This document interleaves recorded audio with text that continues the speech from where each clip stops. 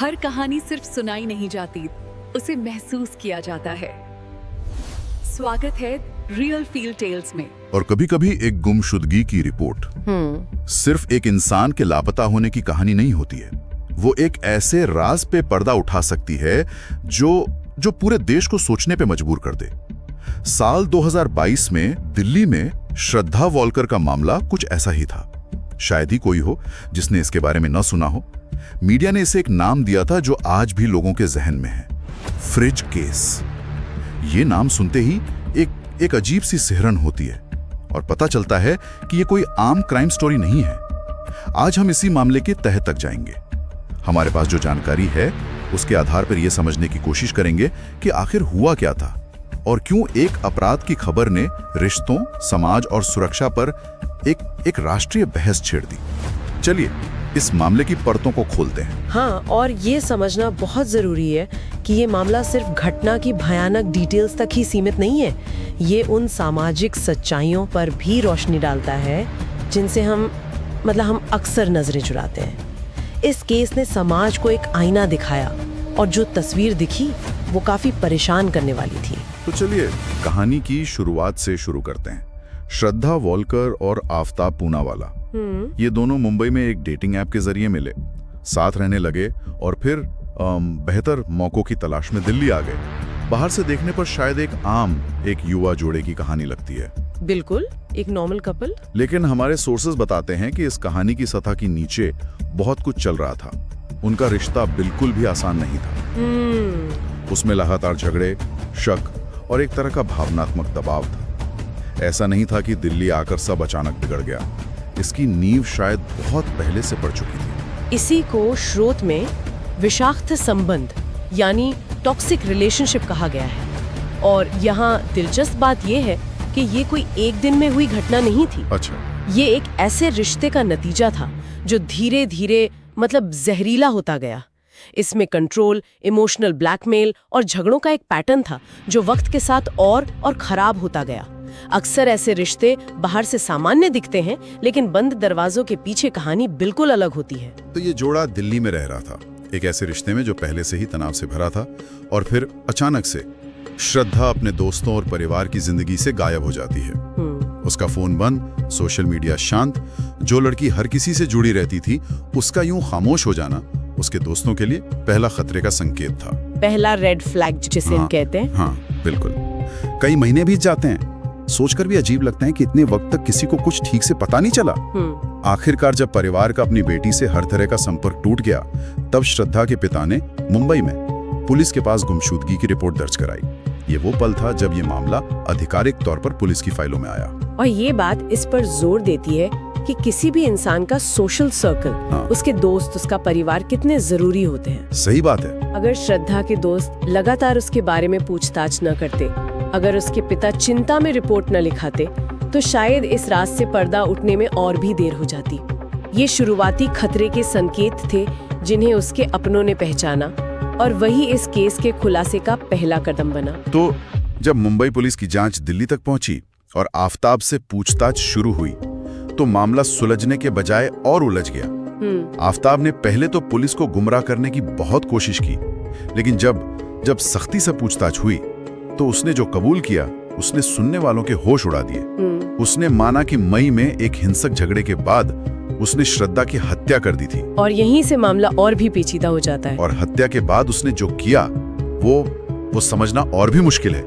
हमारे स्रोत के मुताबिक उसने सबूत मिटाने के लिए जिस बर्बर तरीके का इस्तेमाल किया, उसी से इस केस को इसका वो भयावह नाम मिला, फ्रिज केस। ये जानकारी जब सामने आई तो लोगों को यकीन ही नहीं हुआ कि कोई ऐसा भी कर सकता है। बिल्कुल। अब पुलिस के सामने एक बहुत बड़ी चुनौती थी।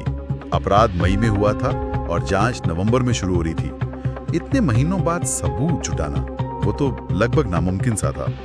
फोरेंसिक के नजरिए से ये कितना बड़ा चैलेंज रहा होगा। ये एक बहुत बड़ी चुनौती थी। आप सही कह रहे हैं। समय के साथ ज्यादातर फोरेंसिक सबूत नष्ट हो जाते हैं, खासकर जब अपराध को इस तरह से छिपाने की कोशिश की गई हो। इसीलिए पुलिस को सिर्फ फोरेंसिक पर नहीं, बल्कि आफताब के बयानों और एक तरह से उसके मनोवैज्ञानिक प्रोफाइल पर भी काम करना पड़ा। पुलिस की जांच का दायरा बहुत बड़ा था। हाँ, स्रोत में भी इसका जिक्र है।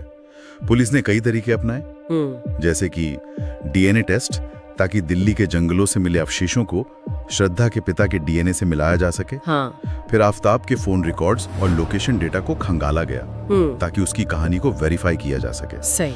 और सबसे मुश्किल काम, दिल्ली के जंगलों में महीनों तक तलाशी अभियान चलाना, सिर्फ आफताब के बताए गए ठिकानों के आधार पर। बिल्कुल, ये एक क्लासिक जासूसी और मॉडर्न टेक्नोलॉजी का मिला जुला केस था। एक तरफ पुलिस की टीमें जंगल छान रही थीं, तो दूसरी तरफ साइबर और फोरेंसिक एक्सपर्ट्स डिजिटल सबूतों को जोड़ रहे थे। हर छोटा टुकड़ा इस पहेली को सुलझाने के लिए जरूरी था। ये सिर्फ एक मर्डर इन्वेस्टिगेशन नहीं थी, ये सच को फिर से जोड़ने की एक बहुत बड़ी और मुश्किल कवायद थी। और जैसे जैसे जांच की ये दिल दहला देने वाली बातें सामने आई, ये मामला मीडिया में एक तूफान की तरह फैल गया। हर न्यूज़ चैनल, हर अखबार, हर सोशल मीडिया प्लेटफॉर्म पर सिर्फ इसी की चर्चा थी। लेकिन सवाल ये है कि क्यों? देश में दुखद अपराध तो और भी होते हैं, पर इस केस ने पूरे देश का ध्यान अपनी तरफ क्यों खींचा? मेरे ख्याल से इसकी वजह ये है कि ये कहानी एक साथ समाज की कई दुखती रगों को छू रही थी। अच्छा। जैसा कि हमारे स्रोत बताते हैं, ये सिर्फ एक अपराध की कहानी नहीं थी। ये शहरी जीवन के अकेलेपन, सोशल मीडिया पर दिखने वाली परफेक्ट जिंदगी और उसके पीछे के अंधेरे सच, इन सब के बीच के तनाव को उजागर करती थी। एक लड़की जो अपने सपनों के लिए बड़े शहर आती है, एक मॉडर्न रिश्ते में रहती है और फिर इस तरह गायब हो जाती है। इस कहानी ने बहुत से लोगों को डरा दिया। ये बहुत दिलचस्प नजरिया है। मतलब ये सिर्फ अपराध की क्रूरता नहीं थी, बल्कि वो सामाजिक संदर्भ था जिसमें ये अपराध हुआ, उसने लोगों को इतना झकझोरा। बिल्कुल। और इसी वजह से इस पर एक राष्ट्रीय बहस छिड़ गई। अचानक हर कोई इन मुद्दों पर बात करने लगा। जैसे कि विषाक्त संबंधों को कैसे पहचाने, ये रेड फ्लैग्स क्या होते हैं, लिव इन रिलेशनशिप में लड़कियों की सुरक्षा का क्या होगा। हाँ, ये बहुत बड़ा सवाल बन गया था। और घरेलू हिंसा जो अक्सर बंद दरवाजों के पीछे होती है, उसे कैसे रोका जाए। और मानसिक स्वास्थ्य की भूमिका क्या है, दोनों तरफ, पीड़ित की भी और अपराधी की भी। तो एक तरह से इस एक केस ने उन सभी मुश्किल सवालों को सबके सामने ला खड़ा किया जिन पर समाज अक्सर खुलकर बात करने से बचता है। हाँ, और ये बहस सिर्फ ड्राइंग रूम या टीवी स्टूडियो तक सीमित नहीं रही। इसने कानूनों, सामाजिक सुरक्षा और युवा पीढ़ी के रिश्तों को देखने के तरीके पर भी सवाल उठाए।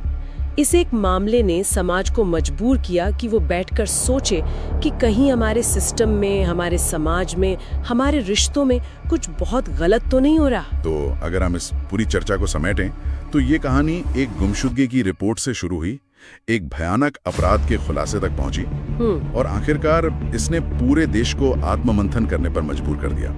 ये साफ है कि इस मामले ने हमें रिश्तों में खतरे के शुरुआती संकेत, यानी अर्ली वार्निंग साइंस को पहचानने की जरूरत के बारे में सिखाया। सही बात है। लेकिन ये भी दिखाया कि कभी-कभी ये संकेत पहचानना कितना मुश्किल हो सकता है। सही कहा। और अंत में ये मामला हमें एक बहुत ही जरूरी और मुश्किल सवाल के साथ छोड़ जाता है, जिसका कोई आसान जवाब नहीं है। वो क्या? हम अपने आसपास के लोगों के निजी संबंधों में आम उतार चढ़ाव और मदद के लिए एक असली पुकार के बीच फर्क कैसे करें? एक दोस्त या परिवार के सदस्य के तौर पर किसी की मदद करने की हमारी जिम्मेदारी कहाँ से शुरू होती है और कहाँ पर किसी की